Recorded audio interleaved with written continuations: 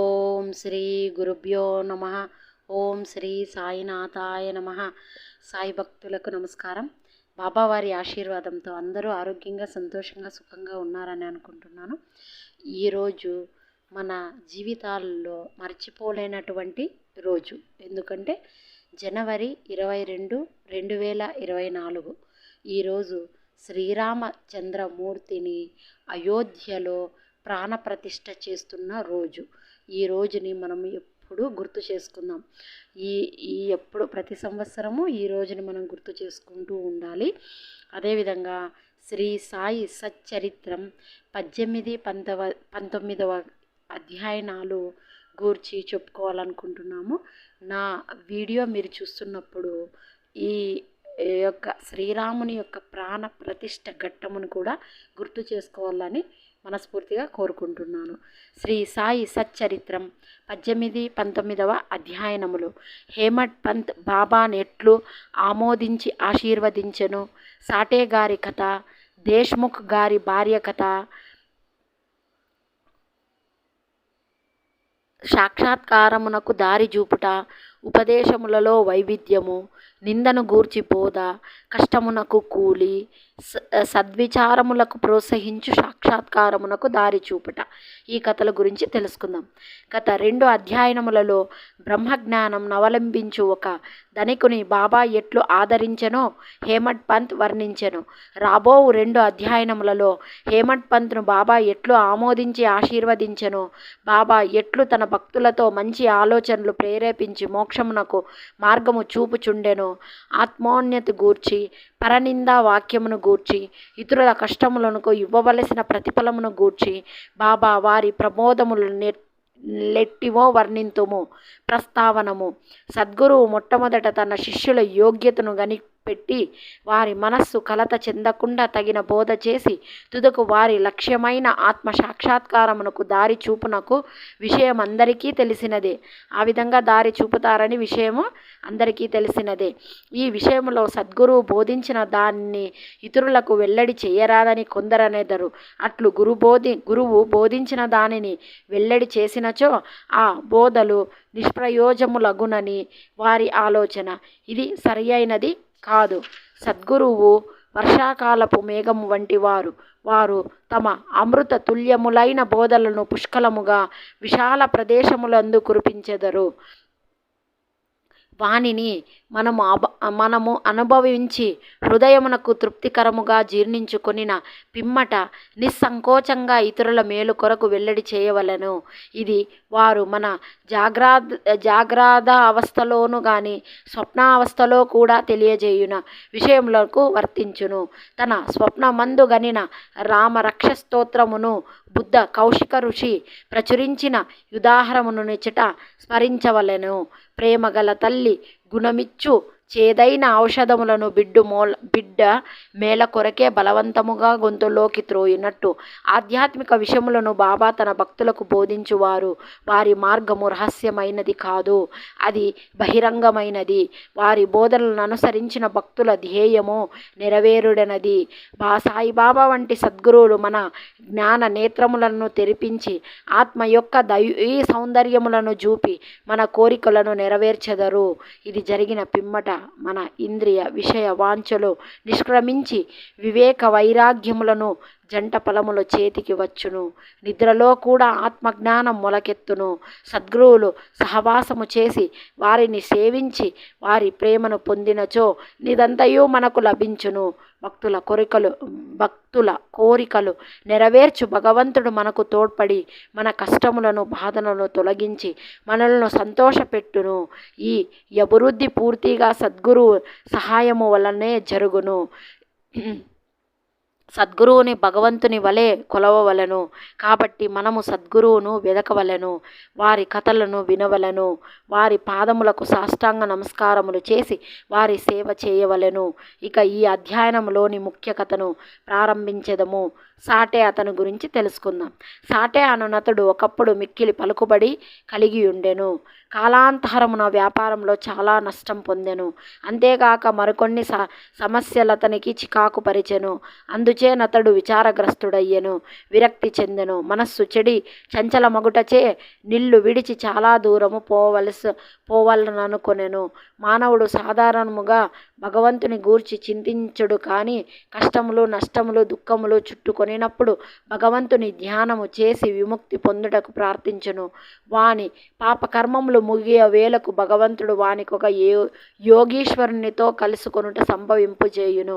వారు తగిన సలహానిచ్చి వారి క్షేమమును చూచెదరు. సాటే గారికి కూడా అట్టి అనుభవం కలిగెను. అతని స్నేహితుడు షిరిడీకి వెళ్ళమని సలహా ఇచ్చిరి. అతని స్నేహితులు అచట సాయిబాబాను దర్శించి అనేక మంది శాంతి పొందుచుండిరి. వారి కోరికలు కూడా నెరవేరుచుండెను.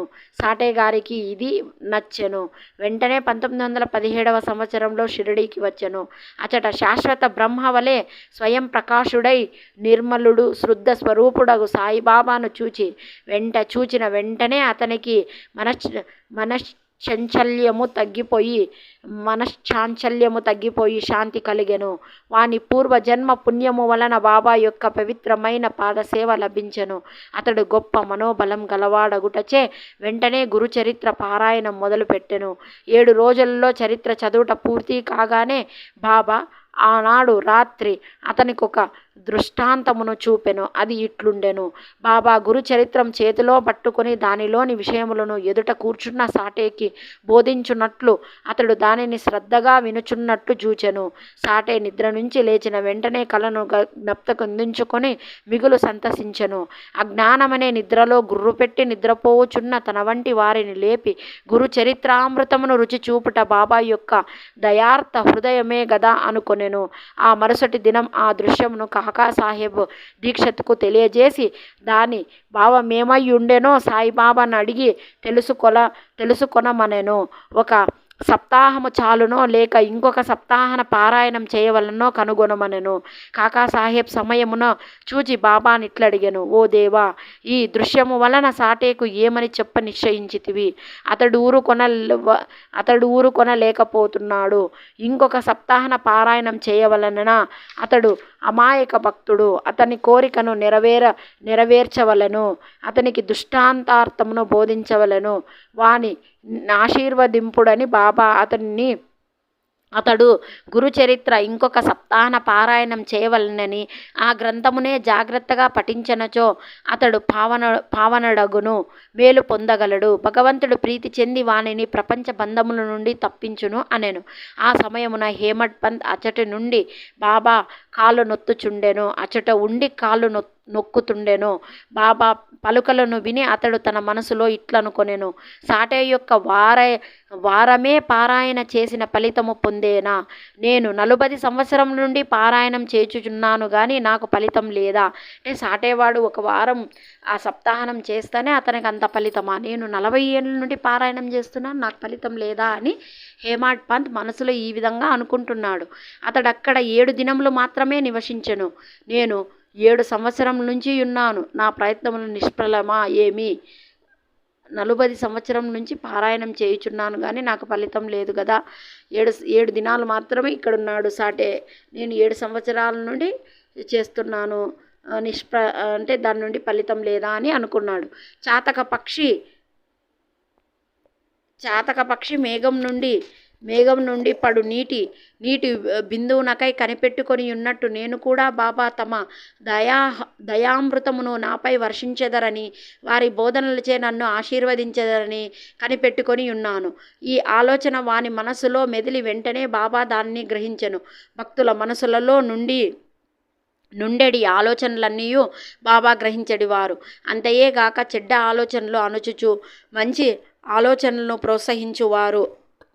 హేమడ్ పంత్ మనసును గనిపెట్టి బాబా వాణ్ణి వెంటనే లేపి శ్యామ వద్దకు పోయి అతని వద్ద 15 రూపాయల దక్షిణ తీసుకొని అతనితో కొంతసేపు మాట్లాడిన పిమ్మట రమ్మనెను. బాబా మనస్సు కారుణ్యోదయమయ్యెను. కానీ వారట్లా ఆజ్ఞాపించిరి. బాబా ఆజ్ఞను జవదాటగల వారెవ్వరు? హేమడ్ పంత్ వెంటనే మసీదు విడిచి శ్యామ గృహమునకు పోయెను. అప్పుడే అతడు స్నానం చేసి దోవతి కట్టుకొనుచుండెను. అతడు బయటకు వచ్చి హేమడ్ పంత్ నిట్లడిగెను. మధ్యాహ్న హారతి సమయమందు మీరక్కడ ఏలయున్నారు? మీరు మసీదు నుండి వచ్చుచున్నట్లున్నదే, మీరేల చికాకుతో చంచలముగా ఉన్నారు? ఒంటరిగా వచ్చినారేలా? కొంతసేపు కూర్చుని విశ్రాంతి చెందుడు, నా పూజ ముగించుకొని వచ్చేదను. ఈలోగా తాంబూలం వేసుకొనుడు, పిమ్మట ఆనందంగా కొంతసేపు కూర్చుని మాట్లాడుకుందాము అనేనమాట. ఇట్లనుచూన్ అతడు లోపలికి పోయాను. హేమడ్ పంత్ ముందర వసారాలో కూర్చున్నాను. కిటికీలో ఏకనాథ భాగవతం అను ప్రసిద్ధి మరాఠీ గ్రంథం ఉండెను. ఇది భాగవతంలోని ఏకాదశ స్కందమునను ఏకనాథుడు రాసిన వ్యాఖ్యానము. సాయిబాబా సిఫార్సు చేయుటచే బాపూసాహెబ్ దీక్షత్ అంటే శ్రీకృష్ణుడు అర్జునుకు జరిగిన సంభాషణ రూపమైన భగవద్గీత, దాని మరాఠీ వ్యాఖ్యానమైన భావార్థ దీపిక అంటే జ్ఞానేశ్వర అనే బుక్, శ్రీకృష్ణునికి అతని సేవకుడు ఉద్ధవునకు శ్రీకృష్ణుడు అతని యొక్క సేవకుడు ఉద్ధవునకు జరిగిన సంభాషణ రూపమైన ఏకనాథ భాగవతం మరియు భావార్థ రామాయణములను నిత్యము షిరిడీలో చదువుచుండేవాడు. భక్తులు వచ్చి బాబాను ఏదైనా ప్రశ్నలు వేసినప్పుడు బాబా కొంతవరకు జవాబిచ్చి అటుపై వారిని ఆ గ్రంథములు పారాయణమును వినుమని పంపుచుండెను. ఆ గ్రంథములే భాగవత ధర్మంలోని ముఖ్య గ్రంథములు. భక్తులు బాబా ఆజ్ఞానుసారము ఆ సత్సంగములకు పోయి ఆ గ్రంథములు వినున్నప్పుడు వారి ప్రశ్నలకు సంతృప్తికరమైన సమాధానములు లభించుచుండెను. హేమడ్ పంత్ కూడా నిత్యం ఏకనాథ భాగవతమును పారాయణం చేయువాడు. హేమడ్ పంత్ ఆ దినము తాను నిత్యం చదువు గ్రంథ భాగమును పూర్తి చేయకే కొందరు భక్తులతో కలిసి మసీదుకు పోయెను. శ్యామ ఇంటి కిటికీలో ఉన్న ఏకనాథ భాగవతం తీయగా తానానాడు పూర్తి చేయవలసిన భాగము వద్దనే పుస్తకం తెరుచుకొనెను. తన నిత్య పారాయణం పూర్తి చేయుటకే కాబోలు బాబా తన నచ్చటకు పంపెనని హేమడ్ పంత్ అనుకొనెను. వెంటనే తన నిత్య పారాయణమును పూర్తి చేసెను. పిమ్మట శ్యామ తన పూజ ముగించుకొని బయటికి వచ్చెను. వారిరువురికి ఈ దిగువ సంభాషణ జరిగెను. హేమడ్ పంత్ ఈ విధంగా అంటున్నాడు: నేను బాబా వద్ద నుండి ఈ యొక్క కబురు తీసుకొని వచ్చినాను. బాబా నీ వద్ద నుండి 15 రూపాయలు దక్షిణ తీసుకొని రమ్మని నన్ను ఆజ్ఞాపించారు అని శ్యామతో అంటున్నాడు హేమడ్ పంత్. అంతేకాదు, కొంతసేపు నీతో కూర్చొని మాట్లాడిన పిమ్మట మసీదుకు రమ్మని చెప్పారు. తర్వాత శ్యామ ఏం చెప్తున్నాడు అంటే ఆశ్చర్యముతో, నా వద్ద డబ్బు లేదు, నా 15 సాష్టాంగ నమస్కారాల పైకమునకు బదులుగా బాబాకు సమర్పింపుము. హేమడ్ పంత్ ఈ విధంగా అంటున్నాడు: సరే, నీ నమస్కారములు ఆమోదించబడెను. మనము కూర్చుని కొంతసేపు మాట్లాడుకొనేదము. మన పాపములకు నశింపజేయునట్టి బాబా లీలను కథలను చెప్పుము. బాబా యొక్క లీలలు కథలు చెప్పు అని అడుగుతున్నాడు అనమాట హేమడ్ పంత్ శ్యామని. శ్యామ ఈ విధంగా అంటున్నాడు: అయితే కొంతసేపు కూర్చునము. ఈ దేవుడు అంటే బాబా గురించి లీలలు మిక్కిలి ఆశ్చర్యకరమైనవి. నీకు ఇది వరకే తెలియను. నేను పల్లెటూరి వాడిని, నీవా చదువుకున్న పట్టణవాసివి. నీవిక్కడకు వచ్చి తరువాత కొన్ని లీలలను చూచియే ఇందువు. వాణ్ణి నీ యందు నేనెట్లు వర్ణించగలను? సరే, ఈ తమలపాకు ఒక్క సున్నం తీసుకొని తాంబూలం వేసుకొనుము. నేను లోపలకు పోయి దుస్తులు ధరించి వచ్చేదను. కొద్ది నిమిషములలో శ్యామ బయటకు వచ్చి హేమడ్ పంత్తో మాట్లాడుచూ కూర్చునేను.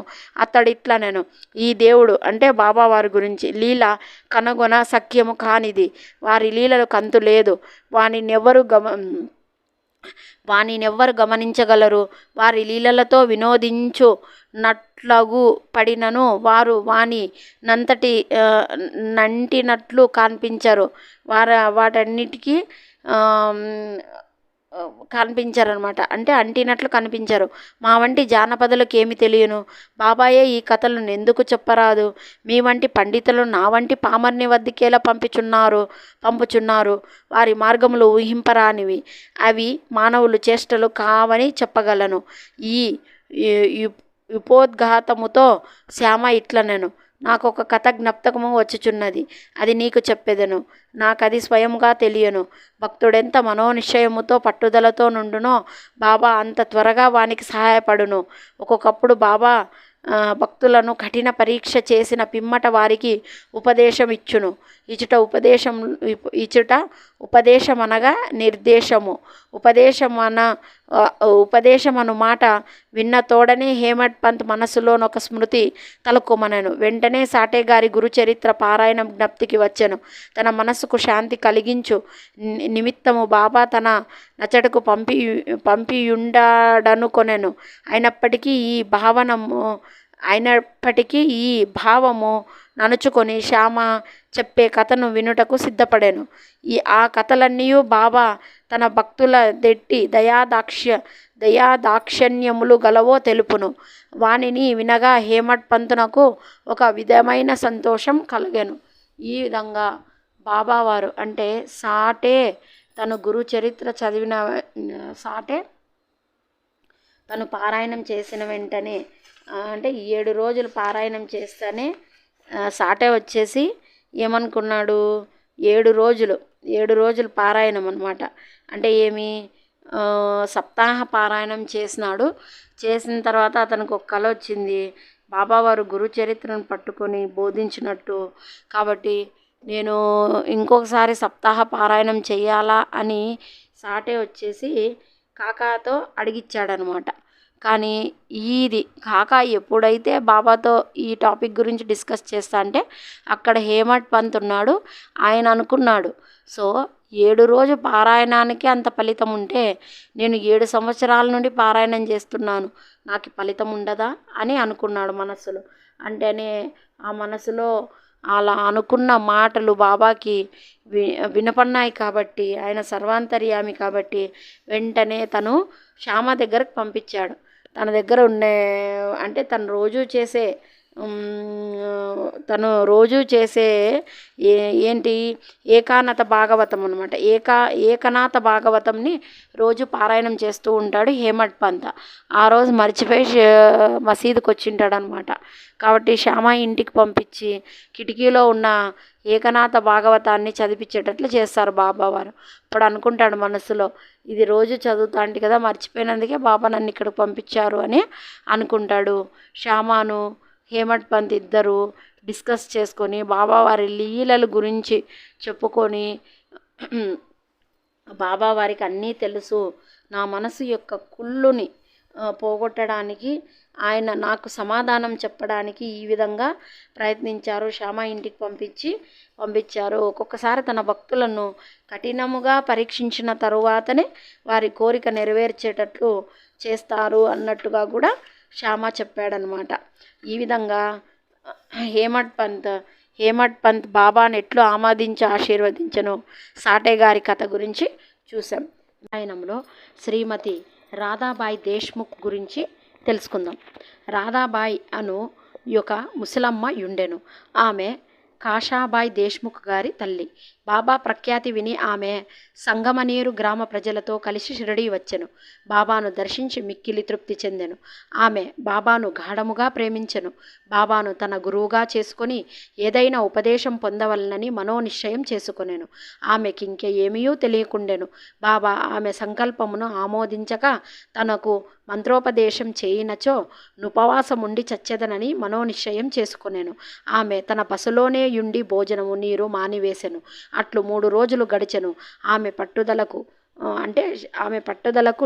నేను అంటే ఇక్కడ శ్యామ భయపడి ఆమె పక్షమున బాబాతో నిట్లంటిని, దేవా మీరేమి ప్రారంభించితిరి, నీవు అనేక మందిని ఇచ్చుటకు ఈడ్చెదవు, ఆ ముదసలిని నీవెరిగియే యుందువు.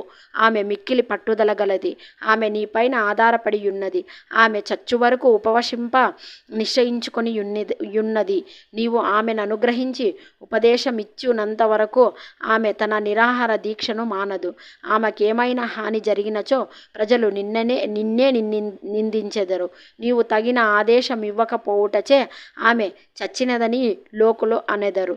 కాబట్టి ఆమెను కరుణించుము, ఆశీర్వదించుము, ఆమెకు తగిన దారి చూపుము.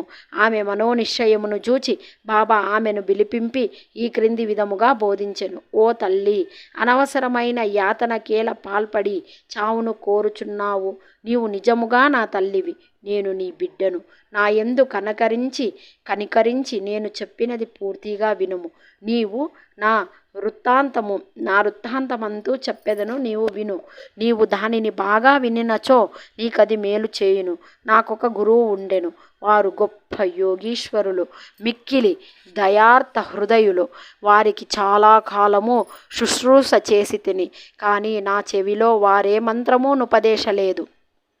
నా చెవిలో ఏ మంత్రమూ నూదలేదు. నాకు వారిని వదిలిపోవాలనే తలంపే లేకుండెను. నేను వారితోనూ యుండుటకు, వారి సేవ చేయుటకు, వారి వద్ద కొన్ని ఉపదేశములను గ్రహించుటకు నిశ్చయించుకొంటిని. కానీ వారి మార్గము వారిది. వారు నా తల గురిగించిరి. నా నుండి 2 పైసలు దక్షిణ అడిగిరి. నేను దానిని వెంటనే వారికి సమర్పించి తిని, మీ గురువుగారు పూర్ణ కాలములైనచో వారు మిమ్మలను దక్షిణ అడిగనేలా, వారు నిష్క్రములని ఎట్లనిపించుకొందురు అని నీవడగవచ్చును. దానికి సమాధానం సూటిగా చెప్పగలను. వారు డబ్బును లక్ష్య పెట్టేవారు కారు. ధనముతో వారు చేయునదేమున్నది?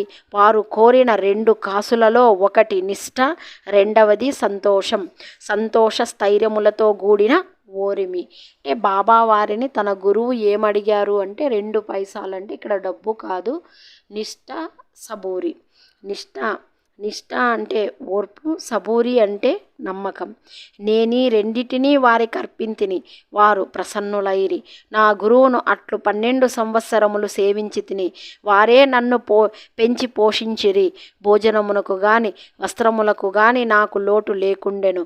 వారు పరిపూర్ణులు. వారు ప్రేమ అవతారమని చెప్పవచ్చును. ఆ ప్రేమను నేనెట్లు వర్ణించగలను? వారు నన్ను మిక్కిలి ప్రేమించెడివారు. ఆ విధమైన గురువే యుండురు. నిరంతర ధ్యానములో నన్ను వారిని తదేకముగా జూచుచుండెడి వాడును. మేమిద్దర ఆనందములో మునిగెడివారము. రాత్రింబవళ్ళు నిద్రాహారము లేక నేను వారి వైపే దృష్టి నీడ్చి తిని. వారిని చూడనిచో నాకు శాంతి లేకుండెను. వారి ధ్యానం, వారి సేవ తప్ప నాకు ఇంకొకటి లేకుండెను. వారే నా ఆశ్రయమము. నా మనస్సు ఎల్లప్పుడూ వారి యందే నాటుకొని యుండుడది. ఇదియే వారడిగిన దక్షలోని 1 పైసా సబూరి. సంతోష స్థైర్యములతో కూడిన ఓరిమి అంటే ఓర్పు. అనునది 2వ పైసా. నేను మిక్కిలి సంతోషముతో చాలా కాలము కనిపెట్టుకొని వారి సేవ చేసి తిని. ఈ ప్రపంచమనే సాగరమును సబూరి అను ఓడ నిన్ను సురక్షితముగా దాటించును.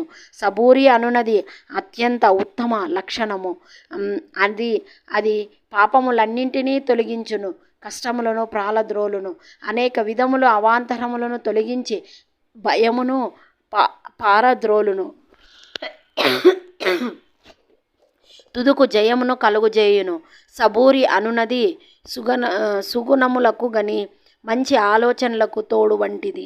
నిష్ఠ, సబూరి అనునవి అన్యోన్యమైన అక్క చెల్లెండ్రల వంటివి. నా గురువు నా నుండి ఇతరమేమియూ ఆశించయుండలేదు. వారు నన్ను ఉపేక్షింప సర్వకాల సర్వ అవస్థల యందు కాపాడుచుండెడివారు. నేను వారితో కలిసి యుండెడివాడును. ఒక్కొక్కప్పుడు వారిని విడిచి యుండినను వారి ప్రేమకు ఎన్నడూనూ లోటు కలుగలేదు. వారు తమ దృష్టి చేతనే నన్ను కాపాడుచుండెడివారు. తాబేలు తన పిల్లలను కేవలం తన దృష్టితో పెంచునట్లు నన్ను కూడా మా గురువు తమ దృష్టితో పోషించుచుండెడివారు. తల్లి తాబేలు 1 ఒడ్డున నుండినను బిడ్డ తాబేలు 2వ ఒడ్డున యుండును. తల్లి తాబేలు పిల్ల తాబేలుకు ఆహారం పెట్టుట గాని పాలిచ్చుట గాని చేయదు. తల్లి తన పిల్లలపై తన దృష్టిని పోనిచ్చును. పిల్లల ఎదిగి పెద్దవి అగును. అటులనే మా గురువు కూడా తమ దృష్టిని నా యందు నిలిపి నన్ను ప్రేమతో కాపాడిరి. ఓ తల్లి, నా గురువు నాకు మంత్రమేమియూ నుపదేశించలేదు. అటువంటప్పుడు నేను నీ చెవిలో మంత్రమెట్లా ఊదగలను? గురువు యొక్క ప్రేమమయమైన తాబేలు చూపే మనకు సంతోషమునిచ్చునని జ్ఞాపకముంచుకొనుము. మంత్రము గాని ఉపదేశము గాని ఎవరి వద్ద నుండి గాని పొందుటకు ప్రయత్నించుకొము. నీ ఆలోచనలు, నీవు చేయు పనులు నా కొరకే వినియోగింపుము. నీవు తప్పక పరమార్థమును పొందెదవు. నా వైపు సంపూర్ణ హృదయంతో చూడుము. నేను నీ వైపు అటలనే చూచెదను. ఈ మసీదులో కూర్చుని నేను నిజమే చెప్పెదను. నిజము తప్ప పని ఏమియూ మాట్లాడను. ఏ సాధనములు గాని యగు శాస్త్రములలో ప్రావీణ్యము గాని అవసరం లేదు. నీ గురువునందు ప్రేమ విశ్వాసములు నుంచుము. గురువే సర్వమును చేయువాడనియు కర్తయనియు పూర్తిగా నమ్మము. ఎవరైతే గురువు యొక్క మహిమను గొప్పదనమును గ్రహించెదరో, ఎవరైతే గురువును బ్రహ్మ విష్ణు మహేశ్వర స్వరూపుడని ఎంచెదరో వారే ధన్యులు. ఈ ప్రకారముగా ఉపదేశించి బాబా యా ముసలెమ్మను ఒప్పించెను. ఆమె బాబాకు నమస్కరించి ఉపవాసమును వదులుకొనెను. ఈ విధంగా ఆ అవ్వకు రాధాబాయి దేశ్ముఖ్ అనే ఆమె ఉపవాసం చేసి షిరిడీలో బాబావారి దగ్గర నుండి ఉపదేశాలు వినాలని, మంత్ర ఉపదేశం చెవులో చెప్పించుకోవాలని కోరుకుంది, ఉపవాసం ఉంది. కానీ బాబావారు చెప్పారు, నేను కూడా నా గురువుని పూజించాను, నా గురువు నాకు ఎటువంటి ఉపదేశము ఇవ్వలేదు. ఆయన నా దగ్గర నుండి 2 పైసాలు కోరాడు. అవి ఏంటివి అంటే డబ్బు కాదు. 1 శ్రద్ధ, 2 సబూరి. శ్రద్ధ అంటే ఓర్పు, సబూరి అంటే నమ్మకం. ఓర్పుతో కూడినటువంటి నమ్మకంతో తన గురువునే సర్వస్వంగా భావించి బాబావారు తన గురువు నుండి విద్యను పొందాడనమాట. అది తన ఆధ్యాత్మికంగా తన గురువుని చూడందే ఆయన తృప్తి చెందేవారు కారని చెప్పి ఈ కథలో చెప్పారు. సో ఆ విధంగా అనమాట. ఇదంతా మనకి ఎందుకు చెప్తున్నారు బాబావారు? మనం కూడా బాబాని పూజించేటప్పుడు గురువు సద్గురువు ఆయన తన గురువు మీద ఏ విధంగా అయితే శ్రద్ధ సబూరితో చేశారో అదేవిధంగా మనం కూడా బాబావారిని శ్రద్ధ సబూరితో పూజ చేయాలి. శ్రద్ధ అంటే ఓర్పు, సబూరి అంటే నమ్మకం. అలా ఓర్పుతో కూడినటువంటి నమ్మకంతో నా బాబావారే నాకు సర్వస్వం అని నమ్మి ఉంటే అదేవిధంగా ఆయన మన కోరికలు నెరవేర్చడం జరుగుతుంది. మనం ఏవైతే సంకల్పం చేసుకున్నామో అవి తీరడం జరుగుతాయన్నమాట. ఇది నిజం. సాయి భక్తులు గమనించుకోండి కావాలంటే. ఈ ప్రకారముగా ఈ కథను జాగ్రత్తగాను శ్రద్ధగాను విని దాని ప్రాముఖ్యమును సందర్భమును గురించి హేమట్ పంత్ మిక్కిలి ఆశ్చర్యపడెను. ఈ ఆశ్చర్యకరమైన బాబా లీలలను చూచి అతని యాపాద మస్తకమును పులకరించెను. సంతోషముతో నుప్పెంగెను. గొంతుక మారిపోయెను. ఒక్క మాటైనా మాట్లాడకు చేత కాకుండెను. శ్యామ అతని స్థితిలో చూచి ఏమి జరిగినది, ఏల యూరుకున్నావు, అట్టి బాబా లీలలు నీకెన్ని వర్ణింపవలెనో అని అడిగెను. అదే సమయమునందు మసీదులో గంట మ్రోగెను. మధ్యాహ్న హారతి. అంటే ఈ కథను ఈ విధంగా ఈ కథను హేమట్ పంత్ కూడా చెప్పారనమాట. ఇంతకుముందు అధ్యయనంలో మనం చెప్పుకున్నాం. హేమట్ పంత్ వచ్చేసి ఒక అతను సప్తాహ పారాయణం చేస్తే చాలు నీకు ఫలితం దక్కుతుంది అని బాబా అంటే, నేను 7 సంవత్సరాల నుండి సప్తాహనం చేస్తున్నాను కానీ నాకు ఫలితం ఉండదా అని హేమట్ పంత్ మనసులో అనుకుంటాడనమాట. అనుకుంటే అప్పుడు బాబా వారు నువ్వు శ్యామ ఇంటికి పోయి డబ్బులు ఇప్పించుకొని రాపో అని చెప్పి పంపిస్తే, నా దగ్గర డబ్బు లేదు, నా పైకములే అంటే నా నమస్కారాలే ఆయనకు డబ్బుగా సమర్పించినట్టు చెప్పు అని చెప్పి కొంతసేపు నువ్వు వాళ్ళ ఇంట్లో ఉండి రా అని చెప్తాడనమాట. అక్కడ ఏకనాథ భాగవతంని చదువుతాడు. ఆ రోజు చదవాల్సింది ఇంటి దగ్గర మర్చిపోయి వచ్చిన హేమట్ పంత్ అక్కడ చదువుతాడు, కంప్లీట్ చేస్తాడు. అదేవిధంగా శ్యామతో ముచ్చటించుకొని మాట్లాడి వస్తే ఆయనకు మనశ్శాంతి కూడా దొరుకుతుంది. అప్పుడు శ్యామ ఈ కథను కూడా ఈయనకి చెప్తాడనమాట. ముందు అధ్యయనంలో మనము చెప్పుకోలేదు, ఈ అధ్యయనంలో చెప్పుకుంటున్నాం ఈ కథని. సో ఈ విధంగా ముసలమ్మ కథని చెప్తాడనమాట శ్యామ హేమట్ పంత్కి. అదేవిధంగా బాబా యొక్క కథ విని ఈయన పులికించిపోతాడనమాట. అదే సమయమునందు మసీదులో గంట మ్రోగెను. అప్పుడు గంట మ్రోగింది. మధ్యాహ్న హారతి పూజ ప్రారంభమయ్యేనని గ్రహించిరి కనుక శ్యామ హేమట్ పంతులు ఇద్దరూ మసీదుకు త్వరగా పోయిరి. బాపు సాహెబ్ జోగ్ అప్పుడే హారతి ప్రారంభించెను. స్త్రీలు మసీదులో నుండిరి. దిగువ ఖాళీ జాగాలో పురుషులు నిండిరి. అందరూ బాజా భజీంత్రలతో నొక వరస్సుతో హారతి పాడుచుండిరి. బాబాకు కుడివైపు శ్యామ, ముందర హేమాడ్ పంతు కూర్చొనిరి. వారిని చూచి బాబా హేమట్ పంతును శ్యామ ఇచ్చిన దక్షిణ నిమ్మనెను. శ్యామ రూపాయలకు బదులు నమస్కారాలు నిచ్చుననియు. శ్యామ ప్రత్యక్షముగా గలడు కనుక అడగవచ్చుననెను. బాబా ఇట్లనెను, సరే మీరిద్దరు కొంతసేపు మాట్లాడుకుంటీరా? అట్లయినచో మీరేమి మాట్లాడుకొనినారో చెప్పుము. గంటల చప్పుడును మధ్యల శబ్దమును పాటల ధ్వనిని లెక్కించక హేమడ్ పంత్ బాబాకు జరిగినదంతయు చెప్పుటకు ఆతృతపడెను. తాము ముచ్చటించినదంతయు తనకు చాలా ఆనంద కలుగజేసినదనియు, ముఖ్యముగా ముసలమ్మ కథ మిక్కిలి ఆశ్చర్య కలగజేసినదనియు, దానిని వాని బాబా లీలలు అగోచరములని తెలుసుకొంటినని, ఆ కథ రూపంలో నన్ను బాబా ఆశీర్వదించిరని హేమడ్ పంత్ చెప్పెను. అప్పుడు బాబా, కథ చాలా అద్భుతమైనది, నీవెటులా ఆనందించితివి, నాకు విషయమై వివరములన్నీ చెప్పుము అనిరి. అప్పుడు హేమడ్ పంత్ తానింతకు ముందు విన్న కథను పూర్తిగా బాబాకు వినిపించి నది తన మనస్సునందు శాశ్వత ప్రభావమును కలిగించినదని చెప్పాను. ఇది విని బాబా మిగులు సంతోషించెను. ఆ కథ నీకు నచ్చినదా? దాని ప్రాముఖ్యతను నీవు గుర్తించితివా అని బాబా హేమడ్ పంత్ను అడిగాను.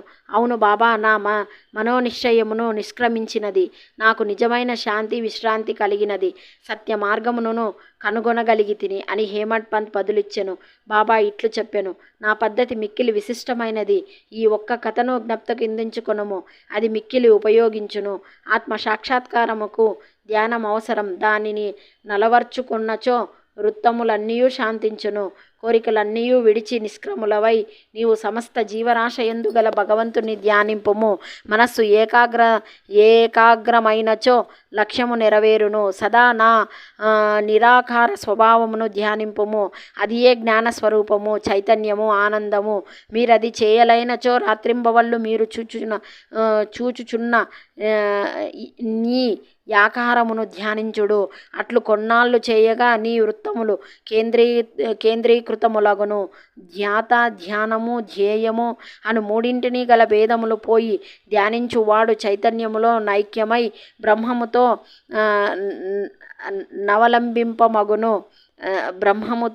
నభిన్నమగును. తల్లి తాబేలు నదికి ఒక యొడ్డున నుండును, దాని పిల్ల ఇంకొక యొడ్డున ఉండును. తల్లి వానికి పాలిచ్చుట గాని పొదుగు కొనుట గాని చేయదు. దాని చూపు మాత్రమే వాని జీవన శక్తిని నిచ్చుచున్నది. చిన్న తాబేళ్ళు ఏమీ చేయక తల్లిని జ్ఞాపకముందుంచుకొనును. తల్లి తాబేలు చూపు చిన్నవానికై అమృత దహరవలే పనిచేయును. అది ఏ వాని బ్రతుకునకు సంతోషమునకు ఆధారము. గురువునకు శిష్యునకు గల సంబంధం ఇట్టిదే. బాబా ఈ మాటలు పూర్తి చేయసరికి హారతి పూర్తయ్యెను. అందరూ శ్రీ సచిదానంద సద్గురు సాయినాథ్ మహారాజ్కి జై అని జయ జయ ధ్వనాలు చేసిరి. ఓ ప్రియ పాఠకులారా, ఈ సమయమందు మనము కూడా మసీదులోని జన సమూహముతో కలిసి ఉన్నట్టు భావించి మనము కూడా ఆ జయ జయ ధ్వనములలో పాల్గొందుము. హారతి పూర్తి కాగానే ప్రసాదం పంచిపెట్టిరి. బాబాకు నమస్కరించి బాపు సాహెబ్ జోగ్ బాబా చేతిలో కలకండ ముక్కను పెట్టెను. బాబా దానినంతయు హేమడ్ పంత్ చేతిలో పెట్టి ఇట్లనెను, ఈ కథ నీవు మనస్సును పట్టించుకొని జ్ఞప్తిముందుంచుకొనినచో నీ స్థితి కలకండవలే తీయగా నుండును. నీ కోరికలన్నీయూ నెరవేరును. నీవు సుఖముగా నుందువు. హేమడ్ పంత్ బాబాకు సాష్టాంగ నమస్కారం చేసి ఇట్లు, ఎల్లప్పుడూ నన్ను అనుగ్రహించుము, ఆశీర్వదించము, కాపాడము అని ప్రార్థించెను. అందుకు బాబా ఇట్లు జవాబిచ్చెను, ఈ కథ వినుము, దానిని మననము చేయుము, నిధి ధ్యాసమును చేయుము. అట్లయినచో నీవు భగవంతుని ఎల్లప్పుడూ జ్ఞప్తి ఇందుంచుకొని ధ్యానించెదవు. భగవంతుడు నీ ముందర ప్రత్యక్షమగును. ఓ ప్రియమైన చదువులారా, అప్పుడు హేమడ్ పంత్కు కలకండ ప్రసాదం దొరికెను. ఇప్పుడు మనము ఈ కథనే కలకండ ప్రసాదముగా పొందేదము. దానిని హృదయ పూరితముగా సేవించి ధ్యానించి మనసున నిలిపెదము. ఇట్లు బాబా కృపచే బలములుగాను సంతోషముగాను నుండెడెదము. తథాస్తు. 19వ అధ్యాయం చివర హేమడ్ పంత్ కొన్ని ఇతర విషయములు చెప్పాను. అవి మరీ వచ్చే వీడియోలో చెప్పుకుందాం అన్నమాట. ఈ విధంగా బాబా వారు హారతి అంతా అయిపోయిన తర్వాత హేమడ్ పంత్కి బాబా కలకండ కూడా ఇచ్చారనమాట. ఇచ్చి నీ జీవితం ఇదే విధంగా కలకండ వలె తీయగా ఉంటుంది నమ్ము అని చెప్పి బాబావారు చెప్పారనమాట. అధ్యయనంలో మన ప్రవర్తన గూర్చి బాబా ఉపదేశము, సర్వ సద్విచారములను ప్రోత్సహించి సాక్షాత్కారముకు దారి చూపట, ఉపదేశంలో వైవిధ్యం, నిందగూర్చి బోధ, అదేవిధంగా బాబావారి పనికి తగిన ప్రతిఫలం. ఇంతకుముందే కొన్ని కథలు చెప్పుకున్నాము. పార్ట్ 1 పార్ట్ 2 అయిపోయింది. ఈ పార్ట్ 3లో 18, 19వ అధ్యాయంలో ఈ 4 కథల గురించి చెప్పుకుందాం. మన ప్రవర్తన గూర్చి బాబా ఉపదేశము. ఈ దిగువ చెప్పిన బాబా పలుకలు సాధారణమైనవైనప్పటికీ అమూల్యములు. వానిని మనస్సు నందుంచుకొని అట్లే చేసినచో నవి మనకు మేలు చేయును. ఏదైనా సంబంధం ఉండినదే ఏదైనా సంబంధం ఉండనిదే ఒకరు ఇంకొకరి వద్దకు పోరు. ఎవరు గాని ఎట్టి జంతువు గాని నీ వద్దకు వచ్చినచో నిరక్షరాస్యముగా వానిని తరివివేయకుము. వానిని సాదరముగా చూడుము. దాహము గలవారికి నీరు ఇచ్చినచో, ఆకలితో నున్నవారికి అన్నం పెట్టినచో, బట్టలు లేని వారికి బట్టలు ఇచ్చినచో, నీ ఇంటి వసారా ఇతరులు కూర్చునుటకు విశ్రాంతి తీసుకొనుటకు వినియోగించినచో నిశ్చయముగా భగవంతుడు మిక్కిలి ప్రీతి చెందును. ఎవరైనా ధన సహాయమును కోరి నీ వద్దకు వచ్చినచో నీకిచ్చుట కిష్టము లేకున్నా నీవు ఇవ్వనక్కరలేదు. కానీ వానిపై కుక్కవలే మొరగవద్దు. ఇతరులు నిన్నెంతగా నిందించునను నీవు కఠినముగా జవాబునివ్వకము. అట్టి వాణిని నీవెల్లప్పుడూ ఓర్చుకొనినచో నిశ్చయముగా నీకు సంతోషం కలుగును. ప్రపంచము తలక్రిందులైనప్పటికీ నీవు చలించుకుము. నీవున్న చోటనే స్థైర్యముగా నిలిచి నెమ్మదిగా నీ ముందర జరుగుచున్న నాటకమును చూచుచుండుము. నీకు నాకు మధ్య గల గోడను నిర్మూలించుము. అప్పుడు మనమిద్దరము కలియు మార్గం ఏర్పడును. నాకు నీకు భేదము గలదను నదియే భక్తుని గురువునకు దూరముగా నుంచుచున్నది. దానిని నశింప చేయనది మనకు ఐక్యత కలగదు. అల్లా మాలిక్ భగవంతుడే సర్వాధికారి. ఇతరులెవ్వరూ మనలను కాపాడువారు కారు. భగవంతుని సామాన్యము మిక్కిలి విలువైనది, కనుగొన వీలు లేనిది. వారి ఇచ్ఛానుసారమే మనము నడదెదము. మన కోరికలను వారు నెరవేర్చెదరు, మనకు దారి చూపెదరు. రుణానుబంధముచే మనమందరము కలిసితిమి. ఒకరికొకరు తోడ్పడి ప్రేమించి సుఖముగాను సంతోషముగాను నుందుముగాక. ఎవరైతే తమ జీవిత పరమావధిని పొందెదరో వారు అమరులై సుఖముగా నుండెదరు. తక్కిన వారందరూ పేరునకే ఊపిరి సల్పు వారు మాత్రమే బ్రతికెదరు. సద్విచారములను ప్రోత్సహించి సాక్షాత్కారమునకు దారి చూపుట. సాయిబాబా సద్విచారములు నెట్లు ప్రోత్సహించుచుండెనో తెలుసుకొనుట మిగులు ఆసక్తికరముగా నుండెను. భక్తి ప్రేమలతో వారికి సర్వస్వ శరణాగతి చేసినచో వారు నిట్లే పదే పదే సహాయపడెదరో తెలియను. ప్రక్క నుంచి లేవగానే నీకేమైనా మంచి ఆలోచన కలిగినా దానిని తరువాత పగలంతయు వృద్ధి చేసినచో నీ మేధాశక్తి వృద్ధి పొందును, నీ మనశ్శాంతి పొందును. హేమడ్ పంత్ దీనికై ప్రయత్నించదలిచెను. ఒక బుధవారం రాత్రి పండుకొన్నప్పుడు డిట్లనుకొనెను. రేపు గురువారం శుభదినం.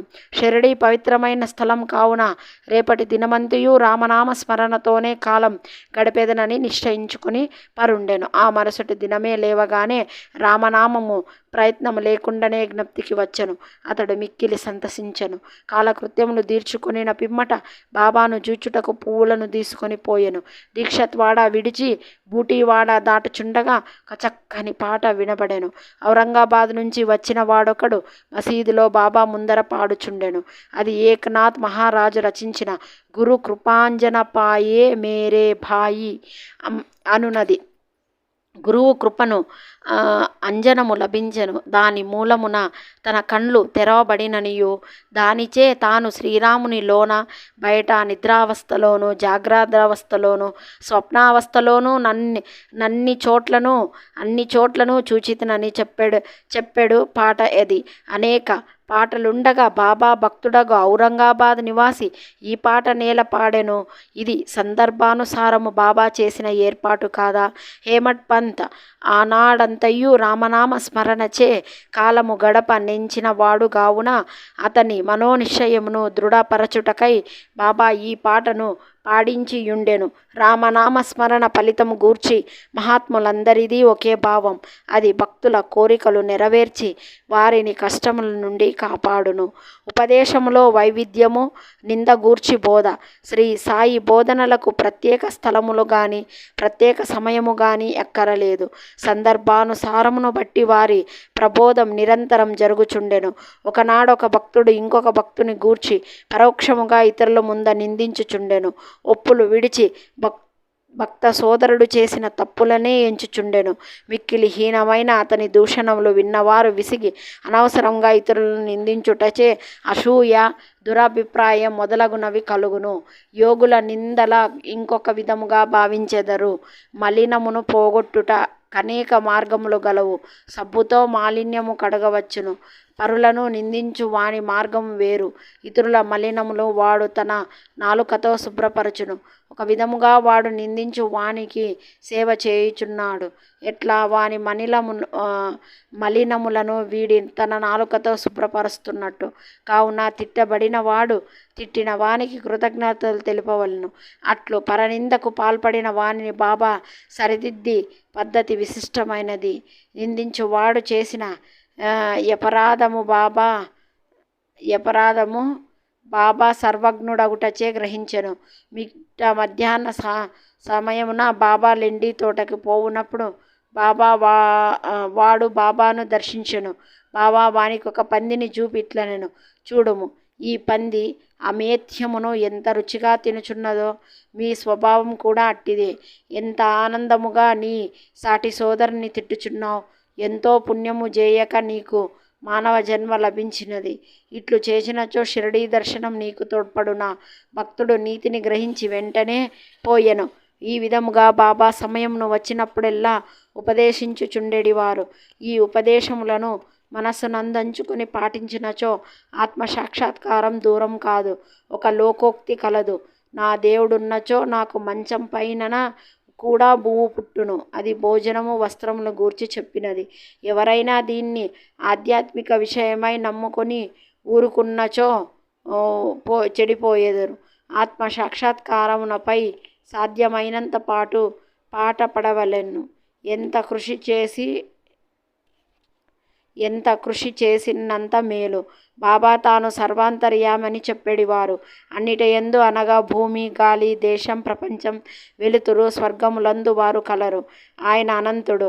ఆ కనిపించేడి 3.5 మూరల దేహమే బాబా అని అనుకున్న వారికి పాఠం చెప్పటకే వారు ఈ రూపంలో నవతారమెత్తిరి. బాబాకు సర్వస్వ శరణాగతి చేసి అహర్నిశలు వారినే ధ్యానించినచో చక్కెర ఏ విధంగా అయితే తీపి ఉంటుందో, కెరటములు ఏ విధంగా సముద్రంలో ఉంటాయో, కాంతిని ఏ విధంగా కన్ను చూస్తుందో ఆ విధంగా కలిసి ఉన్నట్టే శ్రీ సాయిలో తదాత్మత్యను పొందెదరు. ఎవరైతే చావు పుట్టకల నుండి తప్పించుకొనుటకు ప్రయత్నించెదరో వారు శాంతము స్థిరమై మనస్సులో ధార్మిక జీవనం గడపవలెను. ఇతరుల మనస్సు బాధించునట్లు మాట్లాడరాదు. మేలునర్చు పనులనే చేయుచుండవలెను. తన కర్తవ్య కర్మలనాచరించు భగవంతునికి సర్వస్వ శరణాగతి చేయవలెను. వాడు దేనికి భయపడనవసరం లేదు. ఎవరైతే భగవంతుని పూర్తిగా నమ్మెదరో వారి లీలలను విని ఇతరులకు చెప్పెదరో, ఇతర విషయములేమియో నాలోచించేవారు తప్పక ఆత్మసాక్షాత్కారం పొందెదరు. అనేక మందికి బాబా తన నామమున జ్ఞప్తించుకొని శరణ వేడమనెను. తానెవరు అనుదాని తెలిసి కొనగోరు. వారికి శ్రవణమును మనమునను చేయమని సలహా ఇచ్చడివారు. కొందరికి భగవత్నామమున జ్ఞప్తించుకొనమనవారు. కొందరి తమ లీలను వినుట, కొందరికి తమ పాద పూజ, కొందరికి ఆధ్యాత్మ రామాయణము, జ్ఞానేశ్వరి మొదలగు గ్రంథములు చదువుట, కొందరికి తమ పాదవుల వద్ద కూర్చునుట, కొందరికి ఖండోపమందిరమునకు పోవుట, కొందరికి విష్ణు సహస్రనామములు, కొందరికి గ్యోపనిషత్తు, భగవద్గీత పారాయణ చేయమని విధించుచుండెడివారు. వారి ఉపదేశములకు పరిమితి లేదు, అడ్డు లేదు. కొందరికి స్వయముగా ఉపదేశం నిచ్చువారు, కొందరికి స్వప్నంలో నిచ్చేవారు. ఒక త్రాగుబోతు స్వప్నంలో కనిపించి ఛాతిపై కూర్చొని అదుముచు బాబావారు అలా అదుముతూ ఉంటే ఇంకెప్పుడు తాగనని చెప్పేసి ఆ తాగబోతు అంటే అప్పుడు వదిలిపెట్టినాడు అనమాట. ఇక ఎన్నడూ త్రాగనని అతడు వాగ్దానం చేసిన పిమ్మట వదిలిరి. కొందరికి స్వప్నంలో గురు బ్రహ్మాది మంత్రార్థములు బోధించిరి. ఒకడు హఠయోగం చేయుచుండగా దానిని మానమనిరి. వారి మార్గములను జొప్పుట కలివిగాదు. ప్రపంచ విషయములలో తమ ఆచరణలే ఉదాహరణములుగా బోధించువారు. అట్టి వానిలో ఉన్నొక్కటి పనికి తగిన ప్రతిఫలం. బాబా ఒకనాడు మిట్ట మధ్యాహ్నం రాధాకృష్ణమయ్య ఇంటి సమీపమున వచ్చి నిచ్చెన తీసుకొని రమ్ము అనెను. ఒకడు పోయి దాన్ని తెచ్చి ఇంటికి చేరవేశను. బాబా వామన గోండ్కర్ ఇంటి పైకప్పు ఎక్కి రాధాకృష్ణమయ్య ఇంటి పైకప్పును దాటి ఇంకొక పక్క తిరిగాను. బాబా ఈ అభిప్రాయమేమో ఎవరికి తెలియలేదు. రాధాకృష్ణమయ్య మలేరియా జ్వరంతో నుండెను. ఆమె జ్వరంను తొలగించుటకై బాబా ఇట్లు చేసి ఉండనని అనుకొనిరి. దిగిన వెంటనే నిచ్చెన తెచ్చిన వానికి బాబా 2 రూపాయలు ఇచ్చెను. ఎవడో ధైర్యము చేసి నిచ్చెన తెచ్చినంత మాత్రమున వానికి 2 రూపాయలేలా ఇవ్వవలనని బాబాను ప్రశ్నించెను. ఒకరి కష్టం ఇంకొకరు ఉంచుకొనరాదు. కష్టపడు వానిని కూలి సరిగాను దాతృత్వముతోనూ ధారాళముగా నివ్వవలనని బాబా చెప్పెను. బాబా సలహా ప్రకారం ప్రవర్తించినచో కూలివాడు సరిగా పనిచేయును. పని చేయించువాడు పని చేసేవారులు కూడా సుఖపడెదరు. సమ్మెలకు తావుండదు. మదుపు పెట్టువానికి కష్టపడి కూలీ చేయువాండ్రులకు మనస్పర్ధలుండవు. 18, 19వ అధ్యాయం సంపూర్ణం. సద్గురుం శ్రీ సాయినాథార్పణమస్తు. శుభం భవతు. నా వీడియోస్ మీకు నచ్చినట్టయితే లైక్ చేయండి, షేర్ చేయండి, సబ్స్క్రైబ్ చేయండి. Thanks for watching my video.